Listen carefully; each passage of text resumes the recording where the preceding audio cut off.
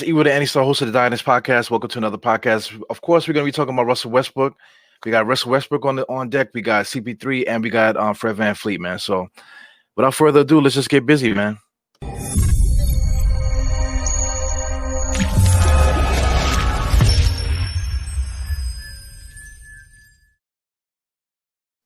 Yeah, guys. So, the elephant in the room for everybody is just talking about right now is Russell Westbrook, right? So, Russell Westbrook is 32 years old, And first thing that people say about him is that he's losing his speed, whatever, losing his athleticism. He's getting too old, this and the other, all his injuries and stuff like that. But what about Chris Paul?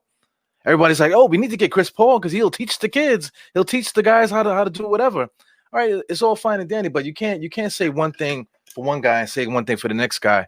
Because out of the three people that I'm going to talk about in this podcast, only one person won the championship. Now you could talk about that that this person was a role player, or he wasn't like the star, or he's only did well because he was playing next to this guy and that guy. But how good is CP3? He's never won a championship, and he's had plenty of great teams that he played with throughout his career. He played with a bunch of Hall of Famers. That's the big thing. Like, did he play with a Hall of Famer? This, that, and the other. He's played with plenty of Hall of Famers. Plenty of guys that are going to make it to the Hall of Fame. Even Blake Griffin is going to make the Hall of Fame due to his numbers. All right, a lot of people might not like that, but that's the fact. You know what I'm saying? Blake Griffin has the numbers. DeAndre Jordan, a bunch of different guys, whatever. They had a good run over there in the Clippers. He played with Harden in Houston. A Hall of Fame coach and a D'Antoni. So you can just go down the line for that, whatever. And also Russell Westbrook played with countless Hall of Famers. He played with Harden twice. He played with Durant. You know what I'm saying? He played with Paul George. All these different guys are probably going to make the Hall of Fame when it's all said and done, due to numbers. All right, so calm down. Yeah, man. But anyway, we're just gonna get into it, man. This is the first trade that I saw with Russell Westbrook that I'm looking at it like is this real? This is I got this from Knicks community podcast, but he got it from Bleacher Report. So anyway, you guys can see it on the screen. It's Wayne Ellington, Bobby Portis, Frank Ntilikina, Kevin Knox, and a 2021 second round pick for Russell Westbrook. That's a fleece job, guys. I don't know what anybody else is saying. This is a fleece job. If you look at Wayne Ellington, Ellington is a nobody. He's going to get waived anyway. Bobby Portis, in another situation, maybe it would be nice to keep him. But right now, he's a wave job as well because we want the free agents, the cap space for free agency. Frank Ntilikina, he's a nice player on a good team. We're not a good team. We're nowhere near a good team. You know what I'm saying? So it's kind of a waste to have a player like him because the only thing that he really brings is defense and occasionally. He might surprise you with an offensive play or whatever. Kevin Knox is another story. Simeon Russell just had him on the coach's corner, and the one thing that he does do well is pick and roll play. So that's pretty good. But the pick and roll is the let me get this off the screen. Pick and roll is like the what do you call oldest trick in the book. You know what I'm saying? So everybody can kind of do pick and roll for that matter. But if you want your small forward or power forward doing pick and roll with your center all game, I guess that could work. But you got to have supreme shooters around them. You know what I'm saying? So that's that really. And I just don't get the fight because people are saying, let me put it up again. People are saying that this trade right here that they would never do it. I don't see RJ Barrett there. I don't see Mitchell Robinson there. So I don't see what the problem was with this trade. Now, would the Houston Rockets do this trade? The Houston Rockets would absolutely not do that trade, man. That trade is a fleece job on the Knicks part. If I was Houston, I would kind of laugh. But then again, Houston is the one that wants to get rid of this player, so the leverage belongs to the Knicks. You know what I'm saying? So that's going to be like the key theme as well with this is that the Knicks have all the what do you call it? The leverage. We're the ones that have the cap space to absorb these contracts. We're the ones that have all these young assets and draft picks. So it's like, yo, take it or leave it. If you can get a better deal, go get a better deal because what we really should do is stand pat and just don't do anything. Just draft where we are. and get the cap space, and then sign whoever we could sign. If not, then we just keep it rolling, and we lose again next year, and then we get another draft pick, and we just keep this thing rolling. That's what we should do. So anyway, let's go to everyone's favorite veteran here. That's Chris Paul.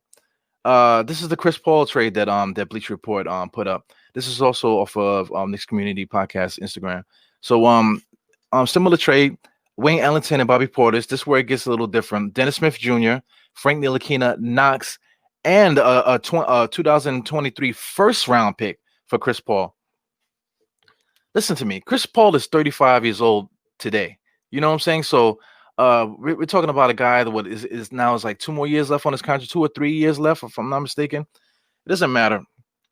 It's just way too much years left. Because I believe Chris Paul's contract is going to be up when he's like 38 or whatever. You know what I'm saying? So I mean, that's crazy to give up all of this. Because I mean, same thing. I already made the point with Wayne Ellington and Bobby Portis. These guys are washes. Dennis Smith Jr. with all the potential that he might have, you know, because I mean, he did average 15 points a game once in his career. You know what I'm saying? Of course, it was on a bad team or whatever, but you know, he also averaged like 12 points a game with Luka, you know, before he got traded to the Knicks. You know what I'm saying? So you know, he got to the Knicks and he just had like a really bad year. So you know, you can really chalk Dennis Smith as a decent player. He'll go there if he goes back to playing the way he played before last season. Then Houston gets a decent player here. You know, a kid with potential. Frank Ntilikina, if they keep Harden, you put Harden next to you put Frank Ntilikina next to Harden, and you know, then you have a decent player because Frank Ntilikina would do everything that that Harden won't do, and Harden's gonna absolutely do everything that Frank is not gonna do, so it balances out. Kevin Knox on the team with Harden makes sense because you dumb down Kevin Knox's role and let Harden do his thing. You know, Bobby Portis also would do well with a Harden ran team. Also, Wayne Ellington.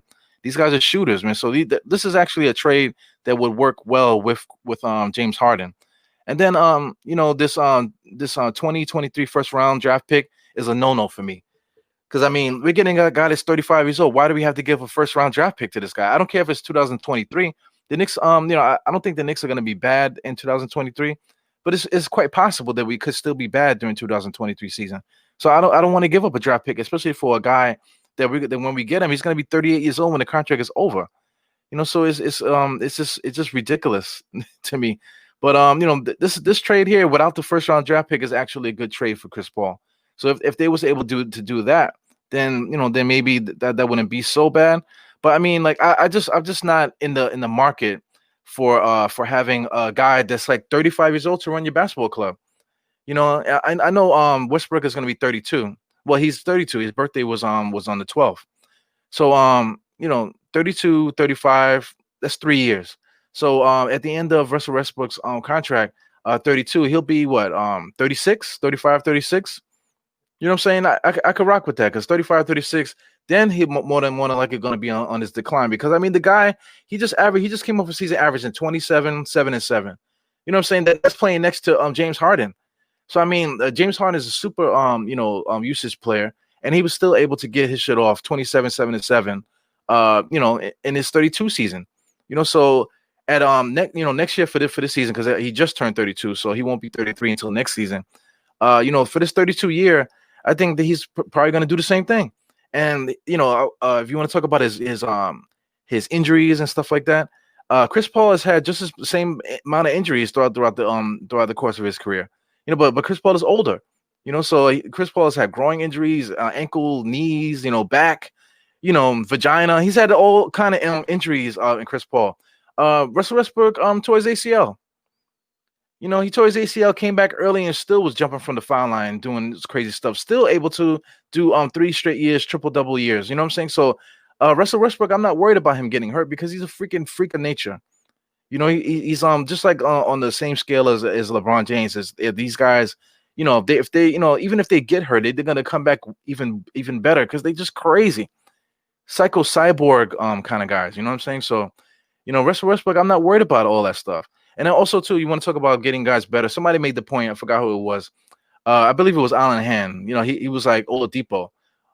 He brought up Oladipo. Oladipo saw the way that Westbrook worked and was like, yo, if I want to get my bag, my money, then I need to work as hard as Westbrook. And Oladipo went from a guy that looked like he might have been a bust, to a guy that right now in this free agency period that people want him. Even though he came off of like blowing, like, I forgot what I believe it was his Achilles. It was his Achilles or something having to do with his leg. That coming off a major injury, and people still want him. You know what I'm saying? Because it's what he learned from Westbrook. Oladipo already got that confidence in him, but to see how hard Westbrook worked, that made him work even harder. So you want to talk about RJ Barrett? RJ Barrett, I think, is going to be a star. You just gotta he just gotta wait his turn. His turn is going to come. But if somebody's going to be a star, well, whoever's on the roster is not gonna matter. It's either the guy could play or he can't. So like when you talk about Kevin Knox, right? Kevin Knox, everything is in his head. Frank Ntilikina, everything is in his head. RJ Barrett, nothing is in his head. RJ Barrett is super confident. So playing next to Westbrook, and once he sees what Westbrook does, I believe he's going to have the same effect that Oladipo had when he saw Westbrook, how hard he worked. RJ Barrett is already working hard. He's going to take his game to the next level, playing with a guy like Westbrook. And then like you want to talk about he's gonna like hinder his development on the court. The thing with Westbrook is that he just plays hard. He plays extremely hard. So if somebody's playing extremely hard and scoring the basketball and maybe doing whatever he does, you got to have a coach to rein him in, and that's going to be Tom Thibodeau. Tom Thibodeau is strong enough, personality wise, and I'm quite sure Westbrook is going to respect him. They're both going to have a mutual respect right off the bat because they both love the game. So I think that they're gonna hit it off right off the bat. So I think between that dynamic and whatever, and the game plan and stuff like that, I think RJ Barrett and whoever else they're just gonna blossom. Yeah, man. So I just think I think that's a better fit. You want to talk about Chris Paul? Of course, Chris Paul is gonna make the Knicks better. I'm not saying that he won't, but at this juncture, man, the guy, he makes like 40-something million. Over the course of how many more years and that he has left in his contract. And then I'm trying to get some light here, guys. It seems like I'm losing my light. So anyway, you want to talk about just the way that he plays. Of course, like I said, of course he's gonna make the Knicks better. But yeah. This is live television, guys. Watch the light. Boom, there I go. So anyway, of course he's gonna make guys better, but I mean, like, he's 35 years old, so I mean, like, how long can that go? You're talking about elevating guys like Frank Ntilikina and whoever else you want to elevate. But I mean, we have draft picks coming, so I mean, like, there's too much emphasis placed on the players that we already have. We're about to draft some guys. So let's say if we draft a point guard and we got Chris Paul, then I think Chris Paul should emphasize the development on that player. Like if we was to draft Kerry Lewis, I would want Chris Paul to motivate Kerry Lewis to be the starting point guard, not Frank Ntilikina. You know what I'm saying? It's this priorities, is kind of messed up. And Knicks fans don't really have any foresight. They only see it's like buying a house, you know what I'm saying? And then like your ladies here, like, oh, I don't see the potential. I'm like, babe, if we cut down this wall, we're gonna have more room for you in the kitchen. You know what I'm saying? Or if we cut this wall, we'll have more room in the the dining room to do whatever you need to do. Like, so I mean, just like, I think we should get this house. You know what I'm saying? This it's the same scenario. Most Knicks fans, they just see the roster. Most people that look in on the Knicks, they just see what's happened before and don't have any foresight or whatever. But anyway. Let's get into this, man. This is gonna be this is what basically brought me to the dark side with this Russell Westbrook trade, because I kind of I don't want the trade to happen still, but I can totally understand how how it could benefit the Knicks, man. But anyway, this is what sold me. The Westbrook family, man. Look at these kids. 1, 2, 3 little guys and his wife, man. Just their interactions and stuff. They posted a birthday video, and he was his wife was talking to him and whatever, and you can see that they love each other. Russell Westbrook, people like to joke, or they're like half joking, talking about that if he comes to New York, he's gonna go crazy and this, that, and the other. He don't go crazy. This is what he does. He never had any problems with his wife, no scandals. Not like Chris Paul, where he's out there doing all kind of dirty dick stuff. You know what I'm saying? This is Russell Westbrook. He's a family man. He loves his wife. They met each other in UCLA, and they just been doing this. You know, in his off season, if he's not working out, he's doing this with his family on vacation, and just chilling out with them in the crib, drawing and all kind of stuff. You just if you could follow Mrs. Westbrook's page and just check out everything they do. All the pictures, half the pictures is with Westbrook actually interacting with his family, and that's a beautiful thing, man. To me, seeing that sold me right there, because it just shows you what kind of person he is. The guy's a basketball lifer. He loves his wife, he loves his family, and that's what I want. You know what I'm saying? That's what I want. Chris Paul has the same thing as well, but there's a lot of other things going on with Chris Paul, as far as like the union and his endorsements and stuff like that. Russell Westbrook don't have any of that. You know what I'm saying? He's not doing any of that. It's just basketball, family, and that's it. And that's what I love, man. And that's why I think him and Thibodeau would hit it off even better. So anyway, let's transition to another player, and I'll just post this. This is what sold me on this guy as well, man. This is Fred VanVleet. This is his beautiful wife here, and his two little babies. This is from last Christmas, and he got his little guy here, the little chubby guy with the Christmas outfit, and he got his little baby here, with her little Christmas outfit. Beautiful, man. And I posted this picture, man, because this is a new family. They've met each other, early on. They got married and had kids, and they did everything the right way. They come from two good families, and I like to shout out people on the podcast, man. But if you could check out, let me make sure I get the name right of the show. It's called The Old Man and the Three. That's on JJ Redick and his partner. Check out the podcast that Fred VanVleet did with them recently. It's basically a job interview. You know what I'm saying? It's basically a Fred VanVleet job interview. And it's fantastic. He's talking. They're asking him all kind of questions. Then they just straight up ask him, "So, yo, free agency, what you think?" And then he just said, "Yo, I won a championship. I've gotten better every year in the NBA. I paid my dues, whatever. Like I said, I won a championship. I won on every level that I've been on. I want to get paid, and of course, he should get paid.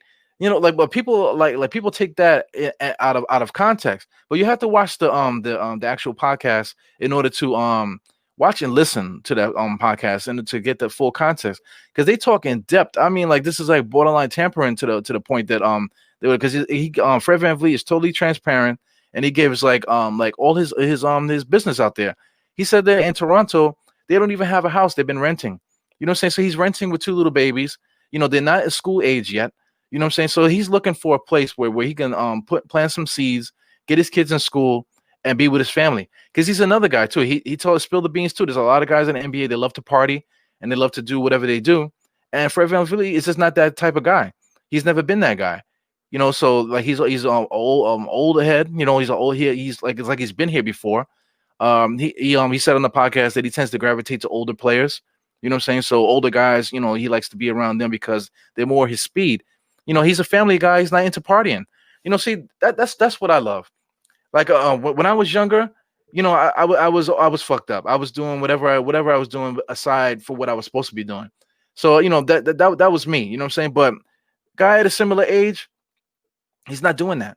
You know what I'm saying? He's actually got his priorities in order, family, and is his family, work, and he wants to provide for his family. So right now he doesn't have a city to live in.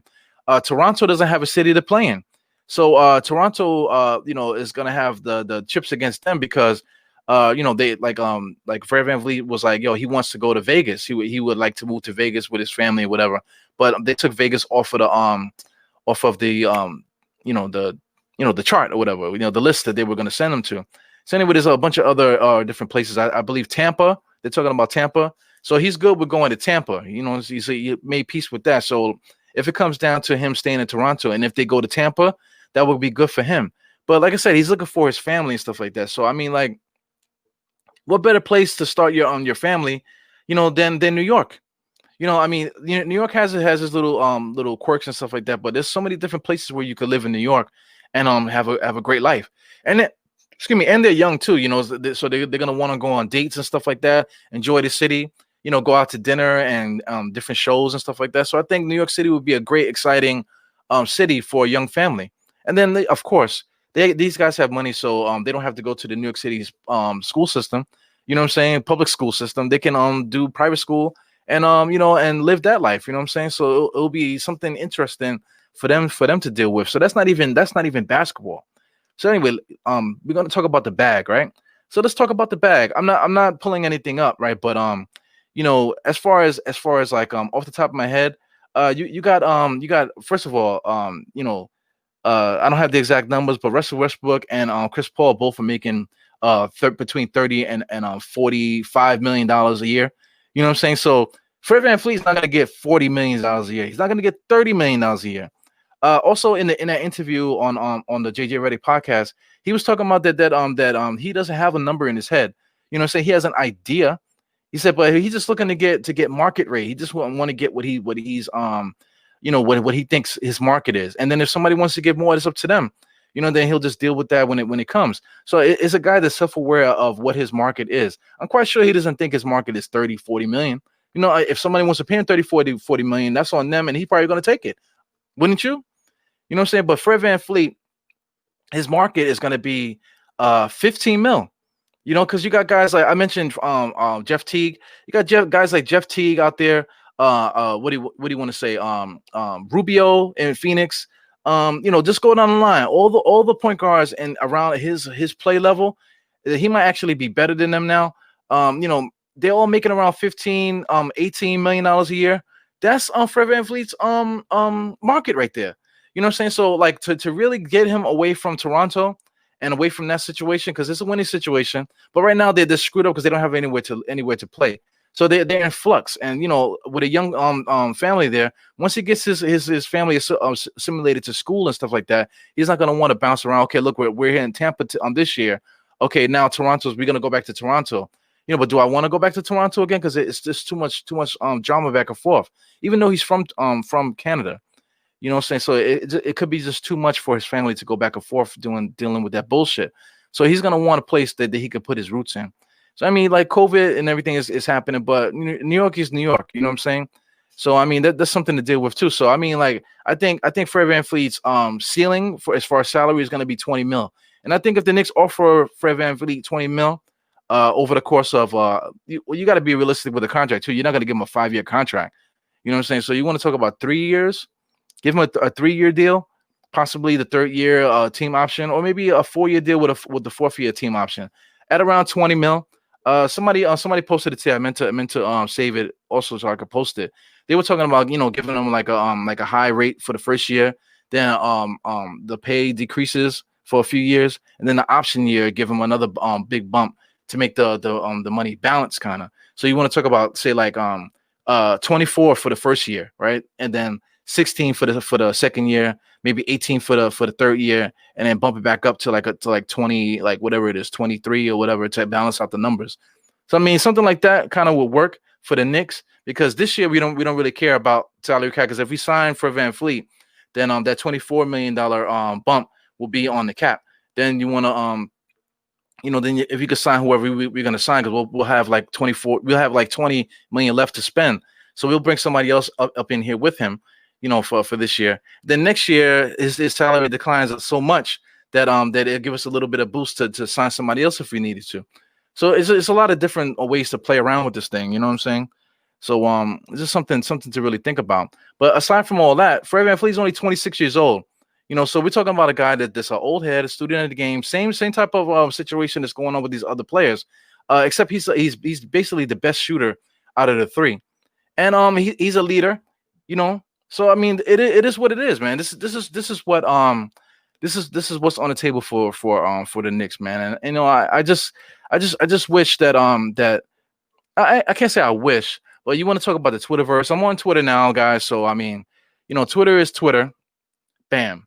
Twitter is Twitter, but sometimes you get sucked into that vacuum. That's why I really don't really like to mess with Twitter so much. But then you want to talk about Instagram and just everybody and just your people in the street that you talk to, whatever.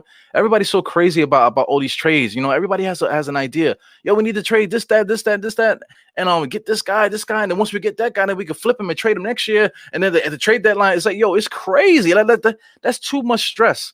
That's too much stress. You know what I'm saying? Right now, we're trying to build a franchise. So I mean, building a franchise under stress is no good, man. It's no good for the franchise. It's no good for the fans. You know what I'm saying? So let's be realistic. Fred VanVleet should be our main option right now. I know right now they're putting a lot of pressure on us with the trade deadline and maybe starting the offseason before the trade deadline. I know they said like 2 days later. I think the draft is on December 18th, and I think the free agency period I think it starts on the 22nd, if I'm not mistaken. So I mean they're giving guys a little bit, or the 20th. They're giving guys a little bit of time to get themselves together. So that works good for the Knicks. But I mean there is kind of pressure for the Knicks to do something as far as like the media and the fan base and everything like that. But if you block all that shit out, you know what I'm saying, and you just deal with whoever's in the room, you got to be realistic for what the franchise is, and like making all these trades and moving up the draft and get this guy and all this other stuff, it causes a lot of confusion. And like if the Knicks just take a step back and see what's in front of them, then they can make a sound decision. So anyway, I think Fred VanVleet could be a Knick for 20 mil. 20 mil average. Like I said, and I explained it, so those are just popping in. Don't kill me because I just explained it. You got to check the replay. So anyway, that'll be his number. And then like I said, we'll still have like 20 mil, 20 plus mil to play with to add another player to the roster. And then also too, there's other options as well. As soon as we get that settled, we could trade Julius Randle or not. Because there's no pressure for us to really trade Julius Randle, only because people in New York don't like him because of the spin move and this and the other. But that might have to do with Fizdale, the way that he was coaching him, because he did play better once Mike Miller got in there because he had him in a different scenario. Tom Thibodeau is going to have him in a different scenario as well. So I'm quite sure they're going to dumb it down for a lot of these guys and make it more smooth for them to succeed. You know what I'm saying? So getting a Fred VanVleet, to be in the mix with these guys, I believe he will have them organized the same way that Chris Paul will have them, and the same way that Russell Westbrook will have guys in a place where they could be successful outside of that point guard. But the thing about it is Fred VanVleet can shoot his ass off, and that's exactly what we need at the point guard spot. And people say that he can't drive. I could put up so much video of him attacking guys onto the basket. He's an opportunistic dude. He knows where he's supposed to be, but he can get to anywhere he needs to be on the court. No problem. But he knows where his strengths are, so that's where he should be. And then you want to talk about playing next to RJ Barrett, whatever. Fred VanVleet can shoot. RJ Barrett can't really shoot yet. You know what I'm saying? So that's a nice balance. Maybe you slide RJ to the 3.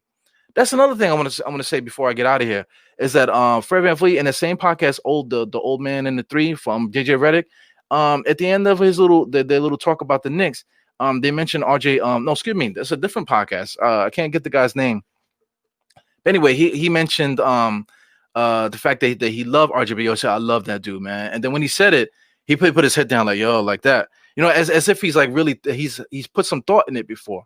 So I'm quite sure he might have had conversations with RJ Barrett. And that might be foreshadowing. I'm trying to say that he actually is thinking about coming to the Knicks.